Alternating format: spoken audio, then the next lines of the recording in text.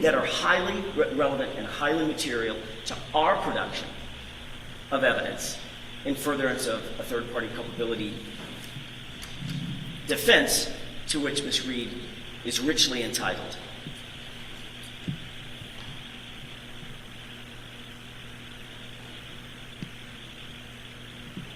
Your Honor, our request is not a discovery request.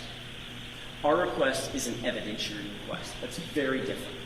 We are not asking for discovery through the process of seeking Mr. Albert's phone or the phone records associated with Ms. McCabe. We're asking for evidence. Evidence that's material, evidence that's relevant, evidence that's salient to a third-party culpability defense, one that we've already made a good faith showing exists in this case, and this court has already ruled is a relevant and material defense. We ask that the court issue the summonses under Rule 17 for both Mr. Albert's phone and the associated data therewith, as well as Jennifer McCabe's cell phone records and the associated data therewith. All right. Thank you very much. Mr. Lally, I'll hear from you, but am I also going to hear from Mr. Albert's lawyer, and am I going to hear from Ms. McCabe's lawyer as well? We'll call on you afterwards. I'm going to hear from Mr. Lally first. Thank you, Your Honor. Your Honor, the Commonwealth requests that Your Honor, I'm sorry to interrupt. If Mr. Lally, or if the court could gently ask Mr. Lally to address the court from the podium. Oh, I sure. simply can't hear him. Can you go over there? With his back turned. No, absolutely. I'm going to ask you to keep your voice up so I can hear you over here from there, please. Understood.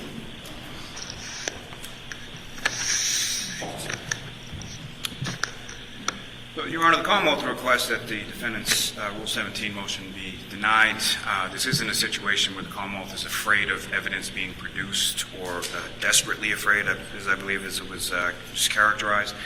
It's simply that counsel and the defendant need to comply with the rules and need to actually state actual facts and actual evidence, as opposed to the fanciful fact section that's been submitted to the court. This case does not, as counsel suggests or states pretty plainly, hinge solely upon the testimony of Ms. McCabe. The statements and testimony of other witnesses, the forensic evidence, the video evidence are conjunctively simply hard to reconcile with counsel's facts, even assuming everything appeared in their motions and affidavit is true and accurate, which I submit that it's not. The predominant amount of statements made by the defendant to this witness, being Ms. McCabe, were made by the defendant in the presence of additional witnesses, which is conspicuously absent from counsel's recitation of those facts. Counsel states in the motion that the defendant, quote-unquote, has always maintained the purported story of her leaving Mr. O'Keefe at the Fairview residence and calling him repeatedly to ensure that he was safely within the home.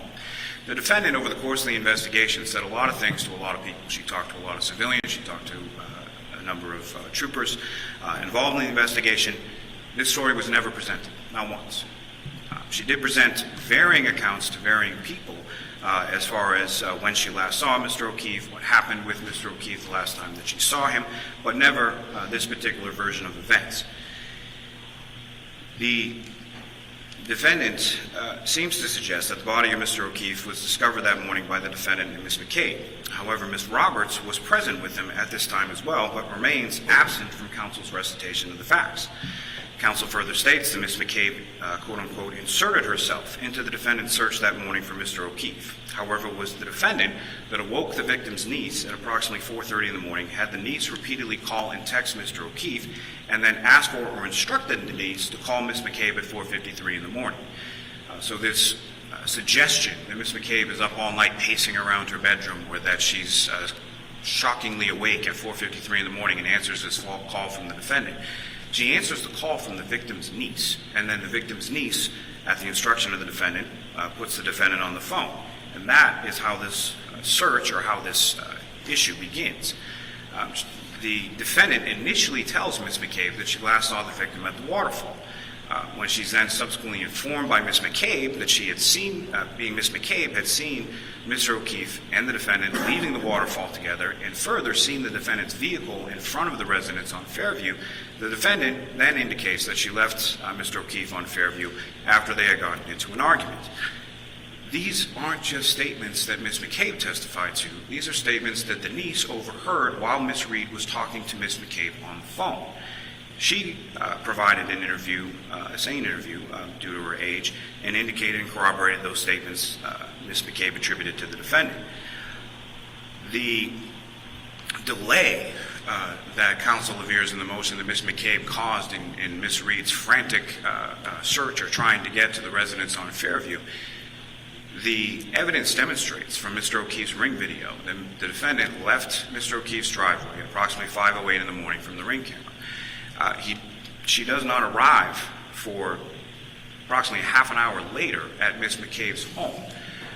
And the information from her phone and the information from the video from the Camden Public Library and from the Temple indicate that during that time frame she travels towards the waterfall. She travels in the direction of the Fairview residence.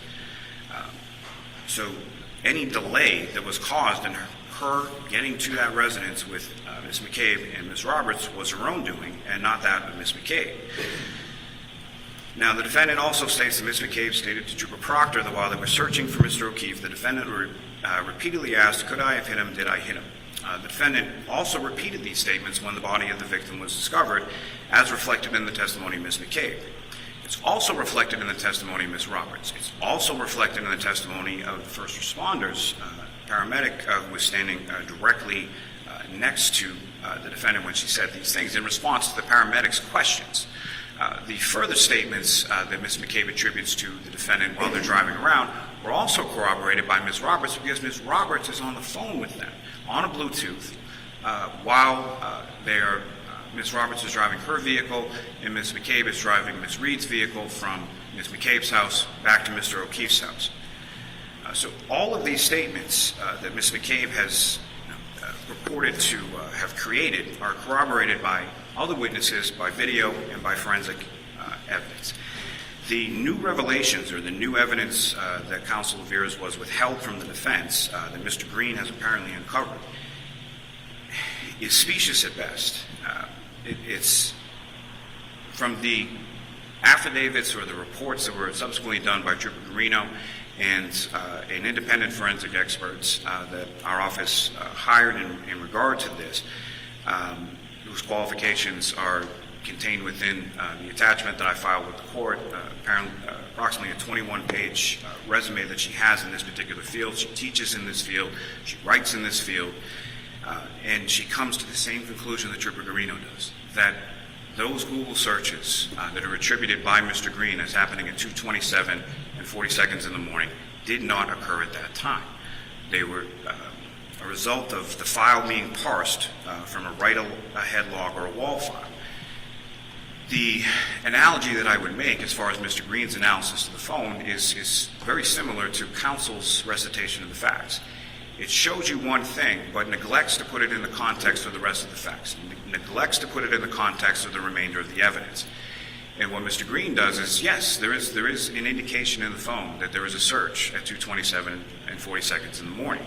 However, if you look behind that data as to when that entry was actually created, it's 6:23 a.m. and 6:24 a.m., which is while Ms. McCabe is on the scene in front of the Fairview residence with the defendant, conducting that Google search in response to the defendant's request to conduct that Google search, or to Google hypothermia or something to that effect. As far as these deletions within the phone, both forensic experts, being Trooper Garino and Ms. High, indicate that these deletions are not something that is actively done by the user. So to simply say, oh, this information was deleted from the phone is not an indication that Ms. McCabe deleted that information from the phone. It's something that happens as data is stored, as data is set aside, to such things as this wall file. There is a search at 2:27 and 40 seconds in the morning, and it's in relation to Ozone basketball. Now, Ms. McCabe also testified that the night before going to the waterfall, her and her husband had gone to one of her daughter's high school basketball games. She indicated that her girls play basketball, girls play sports. She's checking scores, she's checking standings, she's checking stories about her child's basketball game at 2:27 in the morning. And essentially, the best way that I can describe it is this. If you were to open up the Safari app on your cell phone, and you engage the Google website and you do a Google search, then you close that Safari tab, the Safari application, you put the phone down on the desk for 6 hours. You pick up the phone again after that time has elapsed. You go back to the same Safari tab, and you go back without creating a new tab or a new website, you go back and do a subsequent Google search. That subsequent Google search that you're doing at, say, 6 p.m. is going to reflect in the phone as being done when the website was first visited, when Google was first visited, that's 6 hours before. That is what happened in this particular case, and it's borne out throughout the affidavits and reports from the various forensic experts in relation to that. Now, as far as the phone calls to the Alberts from in front of the house, yes, there are phone calls reflected in the phone. There is no deletion of Mr. Brian Albert's contact information from within the phone. It's still in the phone. It was in the phone when Trooper Garino did the extraction on May 4th of 2022. It's still in the phone now. The phone calls, I think, are perfectly sort of understandable in the sense that Ms. McCabe is in front of her sister's home, finds her friend lying on his back, struggling for his life, and she makes a phone call to her sister. The phone call's durations, they do list as answered, but so do calls when they go to voicemail. They list in the phone as answered.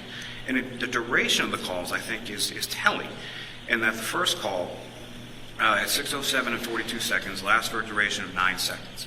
The second call at 6:08 and 17 seconds, which also lists as answered, lasts for a duration of 7 seconds. These are calls that are going to voicemail. And then subsequent to that, at 6:23, Ms. McCabe makes a phone call to Brian Albert, which lists as unanswered. The last, as far as the health data, I don't want to keep reiterating this. I spoke about it in the last court date, but the health data for Mr. O'Keefe's phone has him taking 133 steps at 8:08 in the morning, 68 steps at 8:25 in the morning, 87 steps at 7:57 in the morning, 81 steps at 11:06 in the morning, 109 steps at 11:18 in the morning, and then 46 steps at 11:56 in the morning. The issue with that, as far as being able to rely on any of that data for anything whatsoever, is that Mr. O'Keefe was pronounced deceased at the Good Samaritan Hospital at 7:50 in the morning. So all of these steps, all of these feet, all of these things that he is traveling are after he has passed away. Furthermore, as far as the 3 floors going up and down within the house, in Trooper Garino's report, he details as far as looking a little bit deeper, a little bit more than just, the phone or the health data indicates that he went up or down 3 flights of stairs. What it also indicates from Mr. O'Keefe's phone, from the GPS information, is that he did a Waze search because he had never been to 34 Fairview Road before. He does a Waze search to try to locate it. Now, that GPS information from his phone has, at the same time that he's going up and down 3 flights of stairs, he's more than a half mile away from the residence at that particular time. It also gives speed. He's traveling at a certain distance, meters per second, that's encapsulated within Trooper Garino's report as well. None of that health data is even remotely accurate. Now, furthermore, there is a supplemental report, which I filed as an attachment to the Commonwealth's opposition that Trooper Garino conducted in regard to certain measurements and GPS locations from Mr. O'Keefe's phone. And what they show is sort of concentric circles as far as the distance that the person could have traveled from that in those specific time frames. And essentially what it boils down to is there is a total of 3 seconds. 3 seconds in the entire time that Mr. O'Keefe is in the area of 34 Fairview Road that any of those concentric circles even touch the house of 34 Fairview Road. And following immediately from those 3 seconds, the circles are able to then be condensed and more accurate information is generated in relation to putting him exactly where he was found at 6 o'clock the next morning by Ms. McCabe, the defendant, and Ms. Roberts. And again, another statement attributed to Ms. McCabe is that Ms. Reed was the only one who could see in the blizzard conditions, which I know the court has reviewed in relation to Officer Sharaf's cruiser camera footage of his approach and arrival at the scene, which is almost around the same time as the 3 ladies would have been approaching 34 Fairview. But the point being, again, is a statement that Ms. McCabe is, the only one who said that the defendant said this, or the only one who describes this reaction by the defendant as being the only one who could see Mr. O'Keefe laying in the snow, covered in snow from that distance in the dark in a blizzard. But unlike in the recitation of counsel's facts, Ms. Roberts, who was in the vehicle, says the exact same thing as Ms. McCabe. And I think one of the other things to note is that these two women, as far as Ms. McCabe and Ms. Roberts, essentially barely know each other at this particular point. So how they are related to this case and how they are related to Mr. O'Keefe is Mr. O'Keefe cared for his niece and his nephew. Now, Ms. Roberts has a son around the same age as Mr. O'Keefe's nephew. They both Ms. Roberts and Mr. O'Keefe grew up in Braintree, knew each other in that regard. Now, Ms. McCabe has a daughter and lived in the general vicinity initially where Mr. O'Keefe lived when he took over care of those children. And his niece is around the same age as one of Ms. McCabe's daughters. Different ages, different genders, different kids. They barely knew each other before this day. And now they're sort of inextricably linked going forward based on their shared experience of being called and told different stories by the defendant on this particular day and taken on this ride along to discover Mr. O'Keefe's body. What I would say, Your Honor, is the revelations from the forensic expert from Mr. Green, which is the only thing even closely approximating new information from the prior Rule 17 motion that was denied in relation to this, they're specious at best. None of that information, based on the further, it's similar to the arguments that are made in relation to the facts by counsel. If you take one piece of evidence, you divorce it from context, and you don't provide any sort of contextualization of what that means within the whole of some of its parts. And the same thing is being done as far as the affidavit from the forensic expert is taking this thing and saying, oh, well, there's a search and it's deleted. But if you look at the search and you look at what deleted means, it doesn't mean what counsel says it means. It doesn't mean what counsel purports it to be. And for those reasons, I would ask that the motion be denied. All right. We'll hear from Mr. Albert's counsel first, and I'm going to let you speak again, Mr. Jackson. Thank you, Your Honor.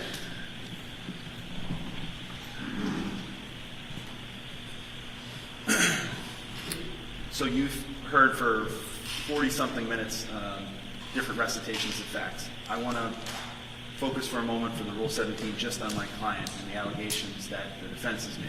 Even after you bottle up everything that's been said, the allegation is that someone, not my client, placed a phone call to my client that went unanswered after the body had been discovered in the front of the house. That's the sum total of the allegations from defense that touch on the issue of the phone. The rest of the material that the defense has suggested is relevant to their Rule 17 is theory, and I would argue it's the alternate theory, and they're entitled to make their alternate theory argument. Mr. Jackson, a few moments ago, used the phrase safe harbor in relation to the concept of fishing expedition, and he actually stole the words that I was going to use in relation to the concept of third-party culprit. Because really what that boils down to here is the defense is saying we get to do whatever we want, search high and low, do whatever we need to in order to defend our client. And I understand in concept what that means. But the issue is that under the provisions of our law and the case law, they can't just say it's relevant to their case, snap their fingers, and then go into the personal effects of a third-party innocent person who's related to the case only because they're a witness. But that's the argument that they're making. The only connection between what they're suggesting and my client's phone is an unanswered phone call. Unanswered. At 6:23. Counsel made the suggestion that I said earlier that there's never any indication or no record of a phone communication. That's not what I said in my opposition. I said there's no indication of a conversation because there's zero grand jury testimony about it, there's zero forensic evidence about it, there is no conversation because one didn't take place. But that's the suggestion they're using to then bootstrap the rest of the argument. The federal Rule 17, the equivalent, is guiding Massachusetts case law. That's been referenced in Lampron Inquiry. There's a federal case that came out in 2018. I provided a copy to counsel and I provided it to the Commonwealth, and I'll hand up a copy to the court. It's, in essence, it's United States versus Cartagena Albadalejo, 299 F sub 3rd 378. And in this case, there is a Rule 17 subpoena that is issued by the defense seeking, quote, exact copies of the reports, photos, or notes regarding a shooting incident on a particular date. And in this particular case, the court made the comment in ruling against the Rule 17 decision that that request, just for copies of notes and photos or reports, was overly broad. Quote, the potential to bolster a complainant's allegations and the potential to undermine them provide possible material for impeachment, but the inability to articulate with precision what records he seeks or the purpose for which he seeks them confirms that he cannot satisfy the specificity problem. If the moving party cannot reasonably specify the information contained or believed to be contained in the documents sought, but merely, quote, hopes that something useful will turn up, this is a sure sign that the subpoena is being misused. Moreover, they have cited no authority to support the proposition that searching for, quote, alternate theories is a proper basis to compel production of documents. And that is precisely what we're dealing with here. The defense has a theory. I give them that. That's their job. But the Rule 17 standard does not allow that they snap their fingers, come up with a theory, and then intrude on other people's personal, private materials in order to then build their case. Because the concept there would mean that, again, we're talking about one phone call. So let's use this in some other case. Because if the court were going to make this ruling, it would stand for a proposition. The proposition would be that if a witness to statements and a witness to conduct of the defendant makes a phone call, any phone call, the person that that witness contacts has to turn their phone over to the defense if they want to create an alternate theory of the case. And that cannot be what Rule 17 stands for. This case, the federal rules, the state rules, they outline the standard that the defense needs to meet. And if you look at the actual Rule 17 that they filed, what they're requesting is far more broad than, quote, reports, photos, or notes. They're requesting a 7-day period of everything having to do with the phone and the phone itself. That overly broad interpretation of Rule 17 is reflective of what the defense theory is here. The defense theory is we have an alternate defense. We want to argue and create evidence for that alternate defense. And that is not what Rule 17 is designed for. Because Rule 17 isn't about her. Rule 17 is about the third parties. It's designed to protect those people who, by no fault of their own and no conduct of their own, become involved in a matter, either as a witness or a bystander or what have you. That's exactly what's happened in this case. And so rather than trying to meet the burden, after hundreds of pages of affidavit and supporting documents, what it boils down to is a phone call that was placed and never answered and no communication. And they're trying to use that, plus all of the other window dressing, to suggest that that allows the court to order a subpoena for a third party to turn over their personal effects. And that is not what Rule 17 stands for. I just ask that the court take this into consideration, even though it's not part of the opposition memo. No, I'll take a copy of that. Thank you.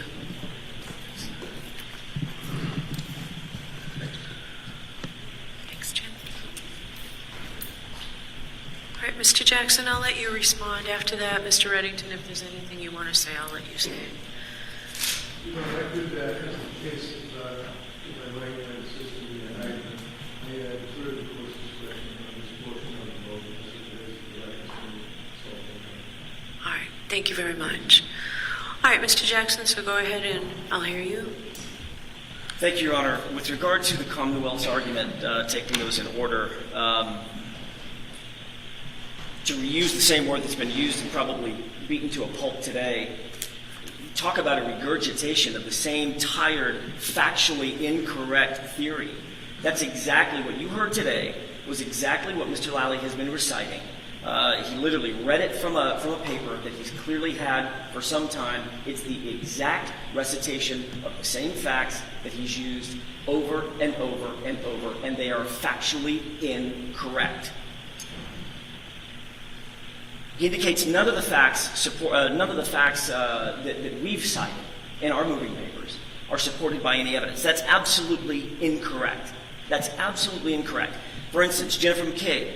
He said Jennifer McCabe was not up all night. There's no evidence whatsoever that Jennifer McCabe was up all night, except for her Apple Health data, which shows that she was up all night. We didn't make that data up. That data came right from a cell phone extraction that was conducted in no small part by their own expert, and then reconducted by our own expert. How about the fact that she was actually on the phone searching? The Safari data establishes that not only was she up all night, but that the phone and Safari was being manipulated during those times at 2 o'clock, 3 o'clock in the morning. These are unassailable facts, unassailable data, directly from the Cellebrite extraction. These aren't, as Mr. Lally likes to say, fanciful facts. He's got that written down somewhere, obviously. He said that at just about every hearing. There's nothing fanciful about any of the facts that we've submitted and have supported with affidavits and evidence. The Commonwealth's theory, quite to the converse, is supported by nearly nothing. Nothing. Everything that we've suggested is supported by the data, the evidence, and the facts. The Commonwealth's theory is supported by conjecture and really bad policing.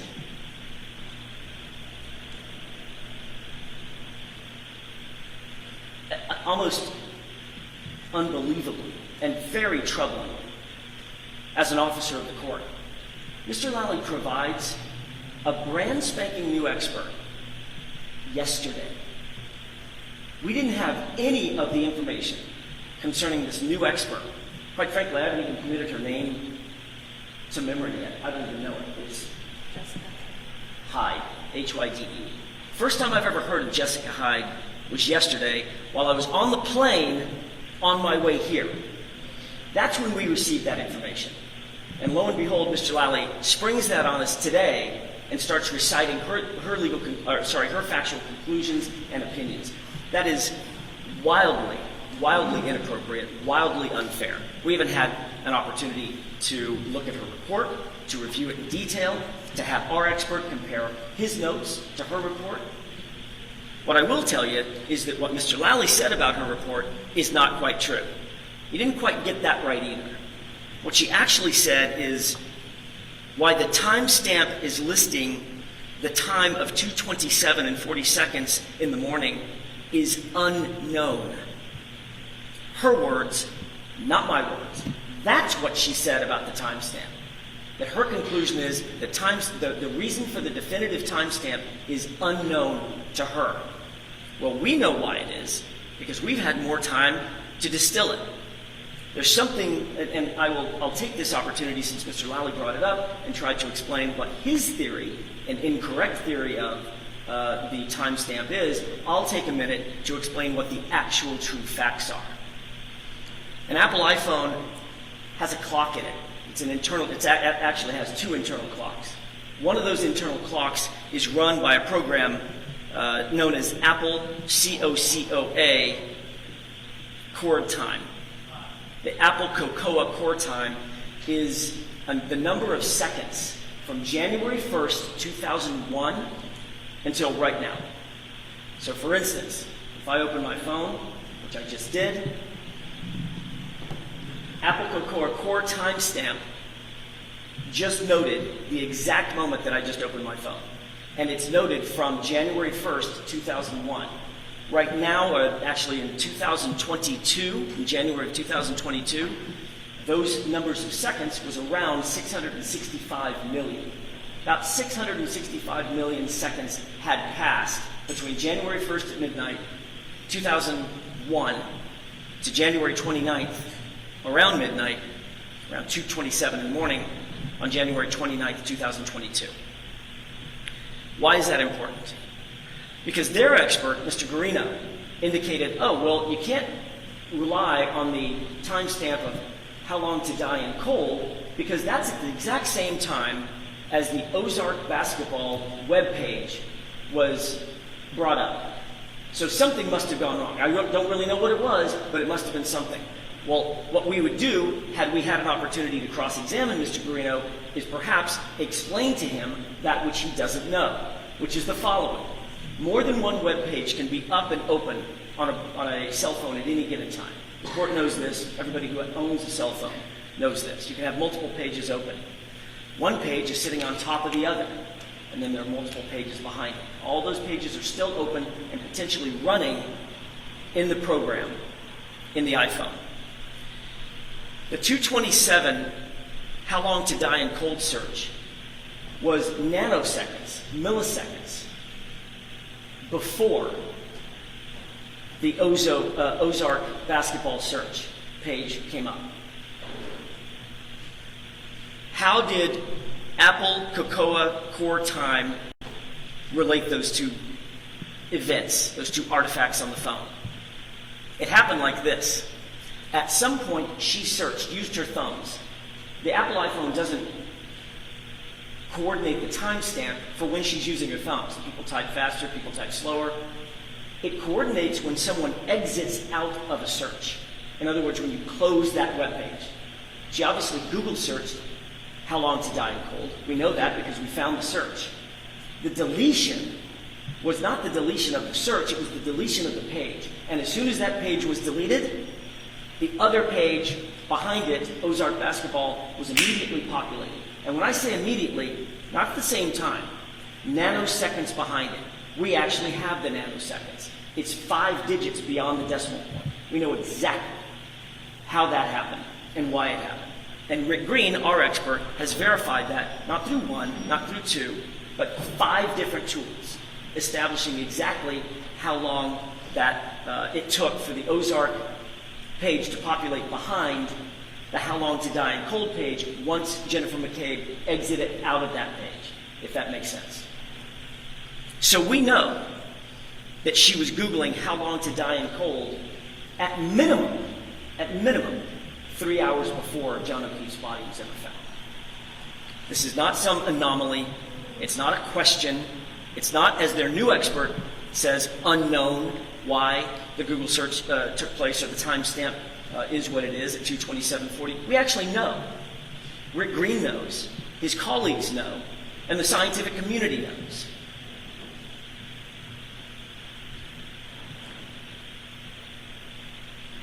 Mr. Lally also said, Jennifer McCabe, she didn't delete anything. This stuff just happens. Well, stuff just doesn't delete itself on an iPhone. Everybody that has an iPhone, every 4-year-old that has an iPhone knows that stuff doesn't just delete itself. That's not how iPhones work.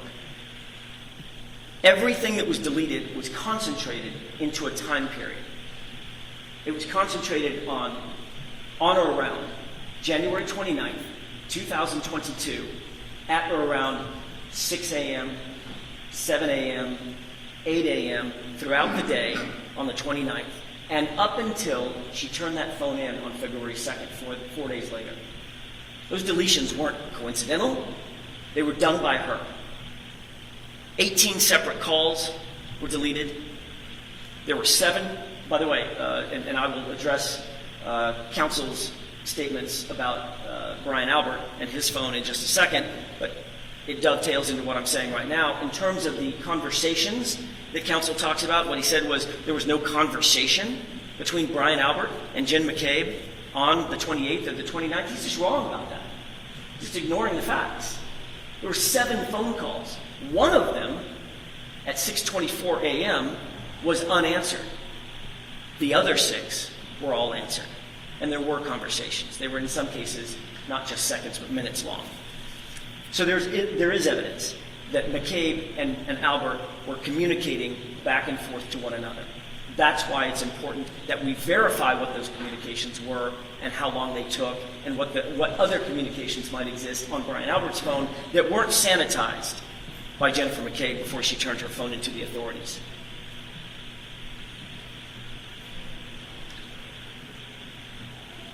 There were also phone calls, not to Brian Albert, but to Nicole Albert at 6:07 and 6:08 in the morning that lasted, 6:03 and 6:04 in the morning that lasted 9 seconds and 7 seconds respectively. Those calls were answered. Brian Albert's call wasn't answered. But previous to that call that Brian Albert ignored, there were 2 calls to his wife who would be sleeping next to him at that time.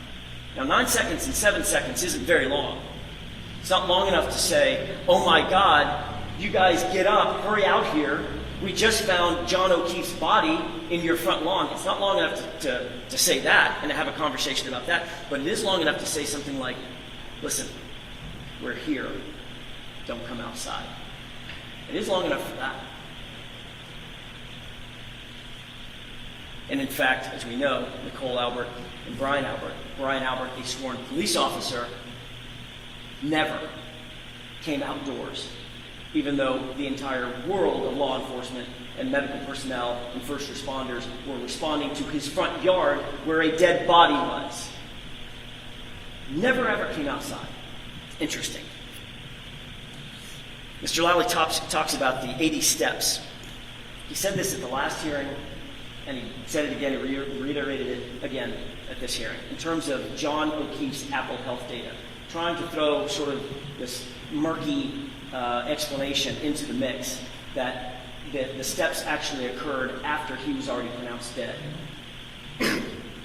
There are obviously, his expert found him, our expert found him, there are data that suggests that steps were taken with that phone after John O'Keefe was pronounced dead. Those aren't incorrect data. That was incorrect policing. It was sloppy policing. Those aren't John O'Keefe's steps. He was laying in a hospital on his way to a morgue. God rest his soul. Those were Michael Proctor's steps. He clearly stuck John O'Keefe's phone in his pocket and started walking around. He didn't secure the phone properly, so the phone was still recording data. It doesn't know whose pocket it's in. So the steps that were after John O'Keefe was dead doesn't mean that the steps were incorrect or it's unreliable data. It means that it was in a different person's possession, Michael Proctor's possession. And that's his fault. Like I said, he just didn't secure the phone. With regard to Kerry Roberts, Mr. Lally just makes this pronouncement, as the Commonwealth is wont to do, just these factual pronouncements with no fact to support it. Kerry Roberts and Jennifer McCabe, quote, barely knew each other. Note we have 15 phone calls. 15 phone calls on the 29th between Jennifer McCabe and Kerry Roberts. Barely knew each other? If that's true, they got to know each other real quick. With regard to the statements made by counsel on behalf of Mr. Albert, again, he indicates that no conversation. What I said in my papers, Your Honor, was there was no conversation, no evidence of any conversation between Brian Albert and Jennifer McCabe. Therefore, there was one unanswered call. That's all you should look at. Everything else is just cannon fodder. Just ignore it. How about the other 7 calls that were made and answered on January 29th between Jennifer McCabe and Brian Albert? He indicates that we lack specificity in our request. Your Honor, I have nary seen a more specific request ever. We have narrowed our request down to only communications and location data for Brian Albert's phone, and only for the time period between January 29th and February 5th. It couldn't be more narrow, it couldn't be more of a specific request. We're not asking for a free-for-all search of his phone. We're looking for communications and location data only, and only for the time period relevant to his involvement in this case. One of the things that counsel suggests is that the defense is entitled to put on whatever defense they want. We can have a third-party culpability if we wish. But we're not allowed to just go and pick and choose and just throw a dart and pick someone out randomly to invade their privacy. Well, first of all, we're not invading anybody's privacy. We're defending someone accused of murder. And we didn't just pick randomly. Brian McCabe is the owner of the home in front of on whose property a Boston police officer took his last breath. He was murdered and lay in that front yard of Brian Albert's house. Brian Albert is the owner of that house, and he was one of the last people to see John O'Keefe alive. Literally, with him just minutes before his death. Minutes before his death. He owns a home with 3 stories. We have evidence that just before his death, John O'Keefe took steps suggesting 3 stories, up or down. We don't know which. He owns a dog. We have specific evidence. Talk about specificity. Specific evidence from one of the country's leading pathologists indicating that John O'Keefe's arm was mauled by a dog. Brian Albert's dog was a 90-pound German Shepherd. Oh, and by the way, Brian Albert made sure to get rid of that dog in the months following John O'Keefe's death. After that dog had literally been with the family for some 7 or 8 years, or 6 or 8 years. person that found the body along with my client, Jennifer McCabe, was frantically calling into the home, within minutes of finding the body. Those calls were later deleted.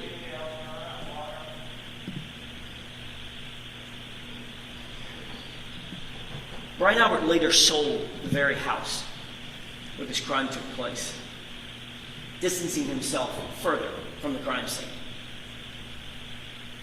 The Albert family is also connected to, as we've gone into pretty specific detail, connected to the elite investigator in the case, Michael Proctor. Your Honor, I'm bringing up these facts, which the court knows, but it bears repeating only because Mr. Lally and Mr. Higgins have suggested that we just sort of pick somebody out of whole cloth to seek their information. That couldn't be further from the truth. Brian Albert is integrally involved in the death of John O'Keefe. He is implicated in the death of John O'Keefe. Jennifer McCabe is equally implicated in the death of John O'Keefe and the subsequent cover-up of that death. We are entitled to defend our client. It couldn't be more specific, our request. It couldn't be more narrowly tailored. And we couldn't need it more. It couldn't be more necessary for Karen Reed to defend herself. She's entitled to this information. She's constitutionally entitled to defend herself, and she's constitutionally entitled to this information.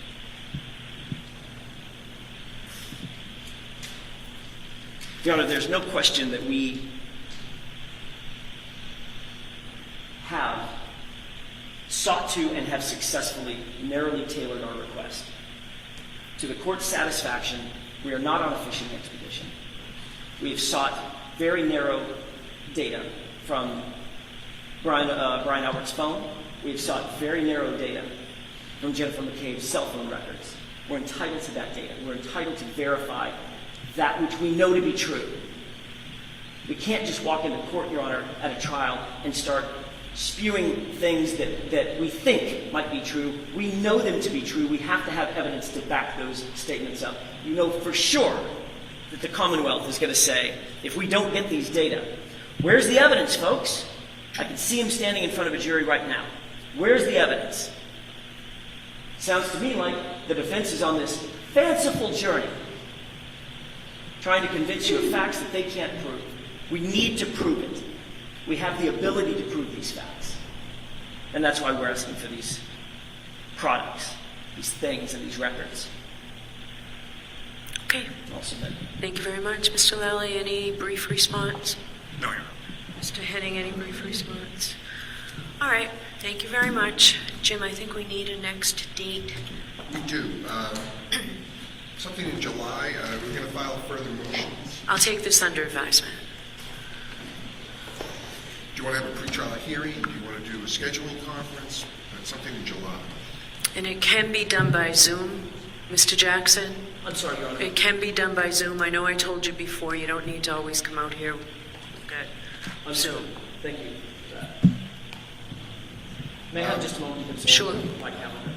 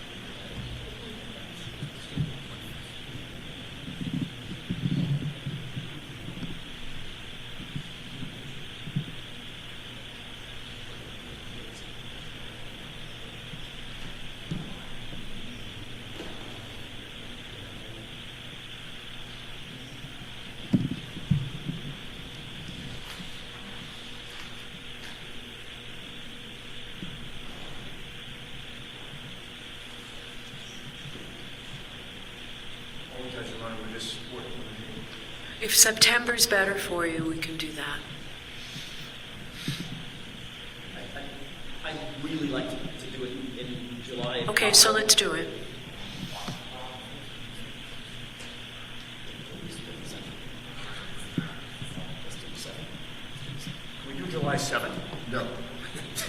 17, 18, or 19 of July I was looking at. I just can't do that week of July. What about the following week Yeah, after the I can 18th? do 11, 12, and 14. No, I was saying the following week after the 18th. After that, So that the week of the 24th, of June, July. July. Yep, just not the 27th.